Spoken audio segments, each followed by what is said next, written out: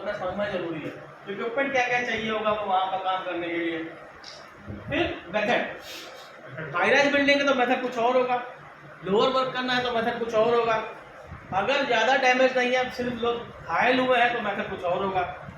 तो high rise building की एक मेथड हमने कल आपने किया, कौन सा मेथड था वो? चलिए मेथड किया ना, चेयर नॉट। क्यों किया, कैसे किया और क्यों करा जाता है? ऐसा कोई व्यक्ति जिसमें कोई डैमेज ना हो, डैमेज मतलब कोई क्रैक ना हो, कुछ इंजरी मार्क ना हो, उससे जो बेहोश हो, हेड इंजरी होगी तो वो फिर वो चेयर नॉट नहीं करना। बैक इंजरी होती है, कुछ मूवमेंट स्वेलिंग दिखाई देती है बैक पेन पे, तो आपको वो चेयर नॉट नहीं करना। क्यों नहीं करना? इंजरी और पैनिक थोड़ी होता, इंजरी बढ़ जाएगी। हमारा आप काम क्या है, लाइफ सेविंग का। तो हम जब चेखेंगे उस चीज़ के लिए, कहीं से भी कितना साउंड आता है, आपको फर्स्ट एड में आपको बताया जाएगा कि अगर आपको किसी को लगता है रीढ़ में चोट लगी है तो कैसा उसको फील होगा और क्या क्या साउंड आपके साथ, फ्रिक्टिंग साउंड, क्या चीज़ें होंगी जिससे कि आप कुछ पता लगा सकते हो उसको हेड इंजरी या फिर बैकबोन इंजरी हुई है। अभी सर कुछ समय पहले दिल्ली में 4 मंजिला इमारत जो गिरी थी, 12 घंटे रेस्क्यू चला था, 11 लोग मर गए थे और 11 को इनकी घायल अवस्था में डाला गया होगा, लेकिन वहीं पर होता है ना, हमारे पास हर चीज़ अवेलेबल नहीं होती। आज रात में देहरादून में बादल फटा और हिमाचल में कई इमारतें क्षतिग्रस्त। अब क्या रेस्क्यू में क्या करना और क्या नहीं करना, डज एंड डोंट्स, करना क्या नहीं, ये भी हम कल बात कर चुके थे। ये क्यों सब काम है कूल, हमेशा ठंडे दिमाग सोचे, ये नहीं कूल। कूल मतलब क्या, कोल्ड ड्रिंक? शांत मन से चिंतन करना। To carry survey before starting rescue work, survey की बात हमेशा करनी, सर्वे करा गया है तभी रेस्क्यू स्टार्ट करें, अन्यथा पहले से भूल जाएंगे तो क्या होंगे, आप भी लेट हो जाएंगे। Examine casualty before removal and give proper first aid. कोई भी कैजुअलिटी मिलती है तो उसको आपको कायदे से एग्जामिन करना है। एक एग्जामिन करने में कितना टाइम लगाएंगे? 15 मिनट नहीं में 2 मिनट, हार्डली 2 मिनट, उससे ज़्यादा हुआ 3 मिनट, और 15 वही लगा दो तो रेस्क्यू करोगे आप। सिर्फ देखा था पहला बूम्स ABC ना, एयरवेज, ब्रीदिंग और सर्कुलेशन। सर्कुलेशन मतलब खून निकल रहा हो, ब्रीदिंग मतलब सांस आ रही हो, एयर मतलब कैसे उसे चोकिंग ना हो रही हो। ये 3 चीज़ें देखने के बाद ये 2 से 5 मिनट का टाइम लगता है, हार्डली 2 से 3 मिनट का टाइम लगता है, और आपको कैजुअलिटी को वहाँ से रिमूव करना है। एक बार एयर भी और breathing circulation. To free nose and mouth of the country from dust and dent, यही चीज़ है। जब हमने ABC कराया तो उससे नाक और मुंह का अगर धूल मिट्टी है तो उसको साफ करें, हल्का सा उल्टा करके हल्का सा टैप करें फाइल्स पे, जिससे कि अगर कुछ फंसा हुआ तो बाहर निकल जाए। To protect casualty from falling debris and dust, ये कैसे करेंगे प्रोटेक्ट? मत फोटो खींचो, सब दूंगा। मास्क शोरिंग करेंगे, मास्क तो सांस लेने में तो मास्क क्यों लगाओगे? फॉलिंग डेब्रिस मतलब क्या है, शोरिंग कर दें, शोरिंग करवाना, या फिर कुछ ऐसा कवर कर देना जिससे कि उसके ऊपर और फर्दर कुछ ना गिरे।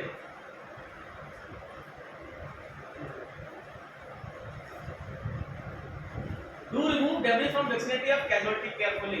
कैजुअलिटी के आसपास जो एरिया है वहाँ का डेब्रिस जो है, कुछ मलबा है, धीरे से आराम से इकट्ठा करना, नहीं झाड़ू लगा नहीं, कस के तो धूल मिट्टी जो बचा रहे थे हम वही उसको ऊपर आ रही हो कि अब कैजुअलिटी वार्म, गर्म कैसे रखेंगे, कंबल में लपेट करके रख सकते हैं, लेकर जा सकता है, ठीक है ना।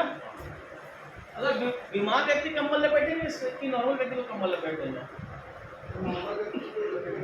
दोनों भी असर हो सकता है। जो बीमार होगा डिपेंडिंग लाइट से क्लोज होगा या फिर जिस पोजीशन में वो है वो उस हिसाब से सही होगा। ये तो चेक करने का मैटर हो गया ना। अगर ठंड लग रही तो कंबल लपेटेंगे, गर्मी लगी तो कंबल लपेटेंगे, ठंड लग रही तो ज़्यादा गर्म तो कंबल लपेटेंगे। अगर बर्फ हो गया होगा तो, अगर गर्म हो गया होगा कंबल बिल्कुल नहीं लपेटे।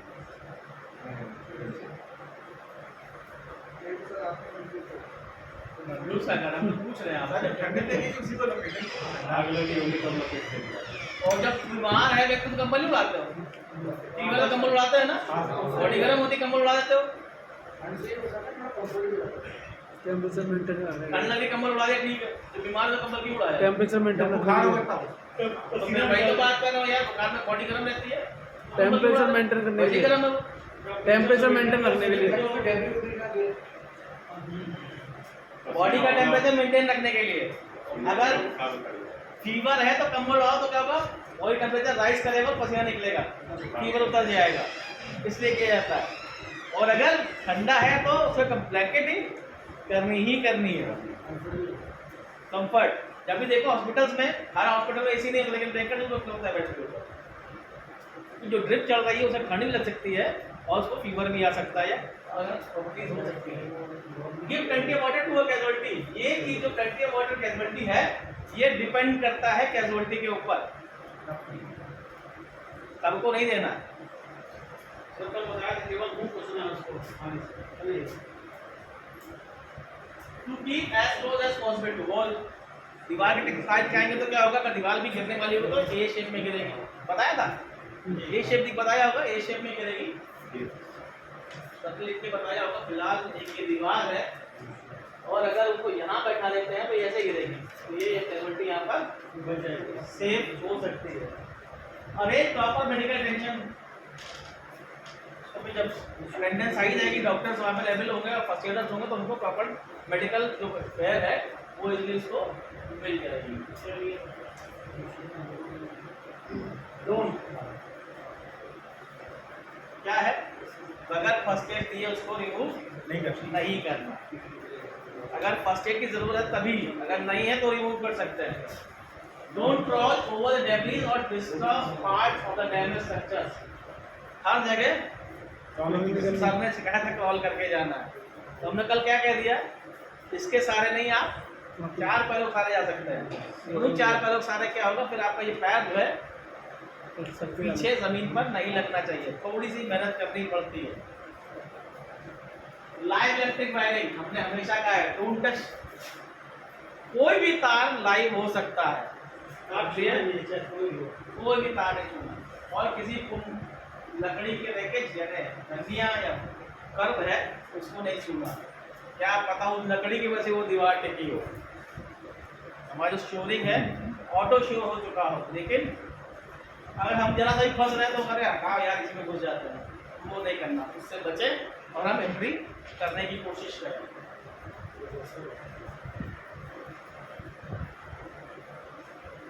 क्या करना है, प्रिकॉशन देने हैं कि बिल्डिंग के अंदर जाने के लिए।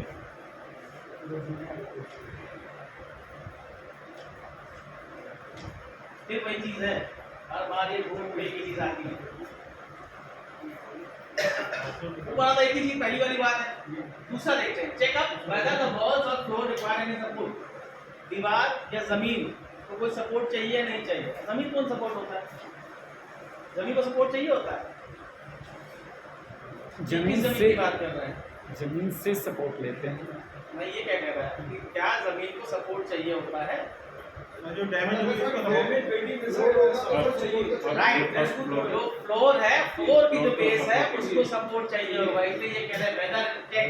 कभी कभी होता है चलने में हमारे धमक, हमने कहा धीमे चलना है, काम चलना हो, हम चल दिए धमक धमक करके चले कि हम हैवी सेफ्टी बूट्स पहने हुए हैं, क्या धमक होगी, वो वाइब्रेशंस की वजह से भी ये बिल्डिंग डैमेज हो सकती है। तो we alert any utility hazards भी आपको पहले से हम बता चुके हैं, इसमें कि बिजली पानी गैस की बात करते हैं। ये शोरिंग सर ने क्या बताया इसके बारे में, बिल्कुल वॉल सपोर्ट है, दीवार को रोकने के लिए बिल्कुल इसको आगे बढ़ाते चलते हैं और पीछे सुपर लगाते चलते हैं। लास्ट में भी लगा के दिया था, टोटल टाइप का क्या लिए ये सर ने बता दिया, बहुत अच्छा काम किया। प्रिकॉशंस एक और है, वर्क इन पेयर, जैसे कल बात की थी। Listen to possible sound from casualty, हमें आपके कान को बहुत ही एक्टिव रखना है। Don't touch any damage wall, door और स्ट्रक्चर।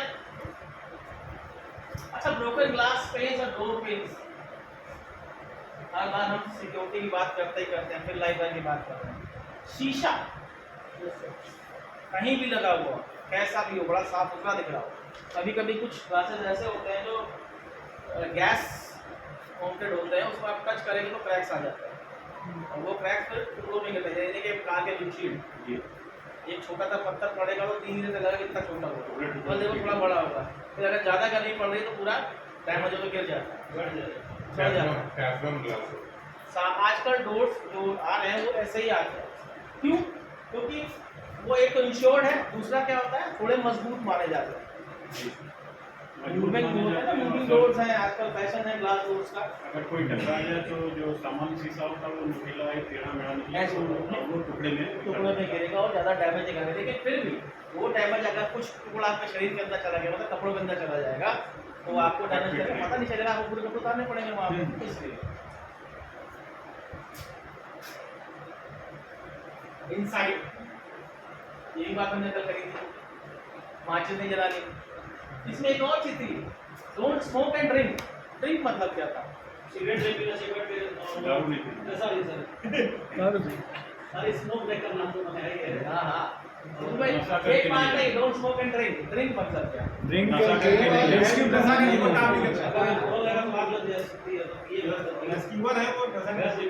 हाँ, करके नहीं तो जाए। हमने अभी कहा था क्या लेके जाना साथ में? पानी। पानी की बोतल। पानी बोतल मतलब ड्रिंक, ये दूसरा ड्रिंक है। ये दूसरा ड्रिंक है। स्मेल और एनी एक्सटेंशन ऑफ गैस, यानी एलपीजी की बात कर रहे हैं, ठीक है। Always walk close to the wall. Walk मतलब क्या? क्रॉल और जंप, सीधा वॉक। दिवाली दीवार की साइड में जंगल किनारे पकड़ना नहीं है, फिर से पकड़ना। दीवार से करीब क्या होकर के जाए। आप वाइड है, आपका दीवार से अगर चलना है तो आप ऐसे चलोगे। किनारे इससे क्या है, दीवार सेक्शन होगी और अगर ये उंगलियां लगी किसी भी कर्व पर लगती है तो छोड़ देगा, वैसे चलो तो फिर पकड़ लोगे। टच होते ही पकड़ा जाएगा। बिल्कुल। कीप ऑफ डेब्रिस, जो बलवा पड़ा हुआ उसके ऊपर नीचे आगे पीछे नहीं चलना। ऊपर नीचे लेने क्या पता कोई नीचे पड़ा हो, अगर हम भी कभी इंसान थे वाली बात हो जाती है ना। Don't pull any temper parts, वही चीज है। Use a guideline. गाइडलाइन कौन देता है? लीडर है वो, इंस्ट्रक्ट कर रहा है आपको। सेफ्टी ऑफिसर जो अंदर आपको भेज रहा है उसकी गाइडलाइंस हमेशा ध्यान रखना है और ओबे ऑल इंस्ट्रक्शंस इम्प्लिसिटली। कायदे से सारे इंस्ट्रक्शंस को फॉलो करना है। कभी कभी कुछ इंस्ट्रक्शन अगर हम फॉलो नहीं करते हैं तो क्या पता जो नहीं फॉलो किया उसी वजह से हम नुकसान को झेल सकते हैं। मूवीज की बात मत करना, वो हीरो कर देता है।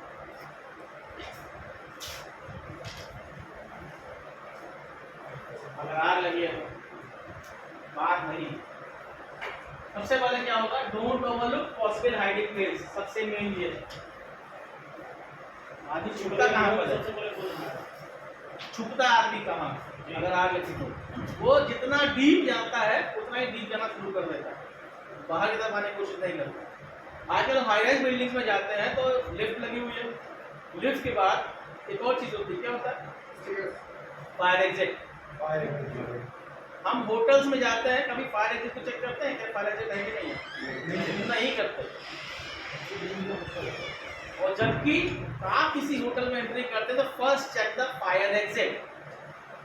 एक रूल होना चाहिए आपके दिमाग में, as a civil defence member नहीं, एज ए इंडियन सिटीजन।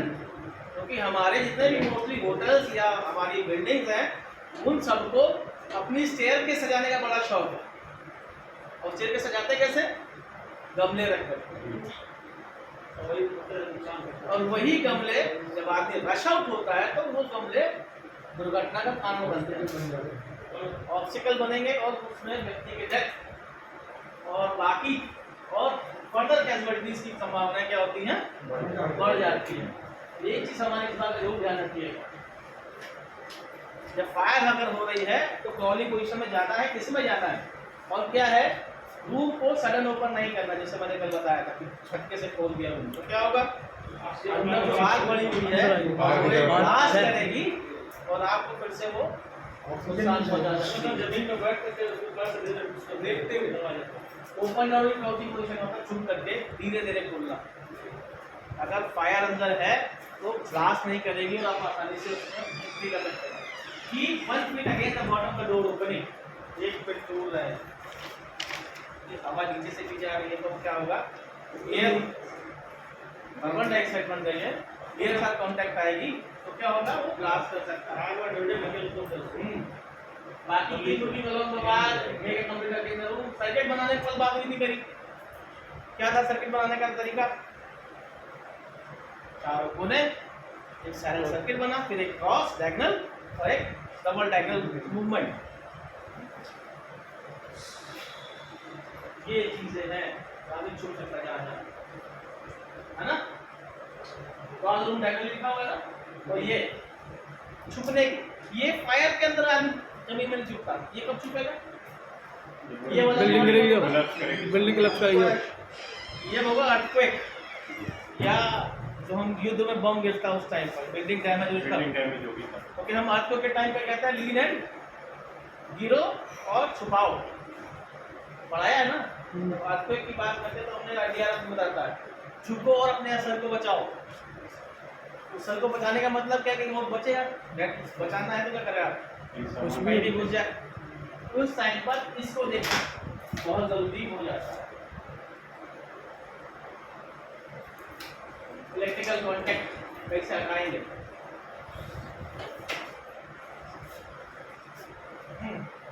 कैसे हटाएंगे?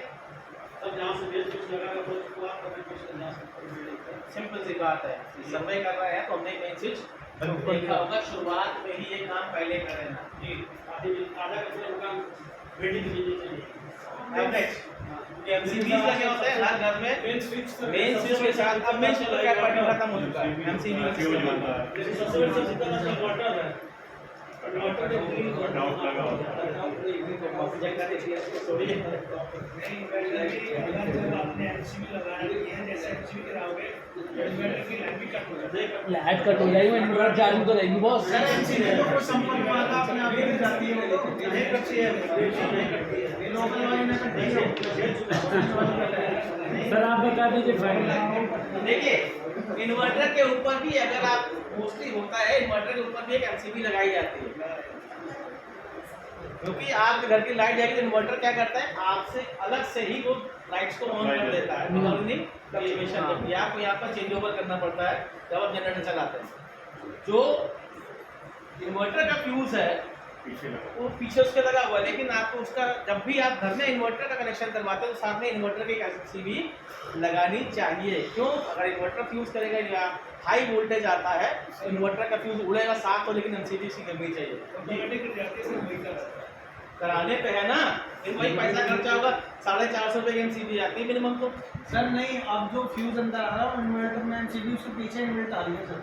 आप मेन स्विच की जगह पे सर कटआउट की जगह पे भी एमसीबी जोड़ देते हैं, क्योंकि आप कटआउट है ही नहीं, सिस्टम ही खत्म हो चुका है कटआउट का। पहले था कटआउट का कि अभी गई एक तार बंधा था, कनेक्शन बांधना, फिर चली गया था यार, फिर चली गई, फिर दूसरा बार 2 बांध दिए, अब फिर बार नहीं जाएगी, 4 तालियां टाइट के कदम में पहुंच गया, अब ससुरा कभी नहीं जाएगी। तो ये अच्छा था या बुरा? बुरा था, यही बुरा था। अब तो इलेक्ट्रिसिटी फ्लक्चुएशन बहुत कम हो गया। पहले हमारे ज़माने में जब हम छोटे तब बहुत होता था, तो हमारा घर 2nd फ्लोर पे था और कटआउट लगा था, उनके जीने के पास लगा हुआ था। 4 घर के कटआउट एक जगह में किसका उड़ा पता ही नहीं, सारे खोल के देखेगा, मेरी बंद कर दी ओए, ये चीज़ था। तो 2 मोटे तार बांध देते थे, मोटा वाला कहना इस बार नहीं उड़ेगा, उड़ेगा ही। जब नहीं उड़ता था तो क्या उड़ता था, उड़ता था घर का सामान अंदर का उड़ जाता था, क्या पता टीवी उड़ गया, फ्रिज उड़ गया, ये सब उड़ते थे। इसीलिए एमसीबी सिस्टम लगाया गया अंदर ही उड़ जाता था। सही है सर, प्रोटेक्टिव है। बिल्कुल। Every tunnel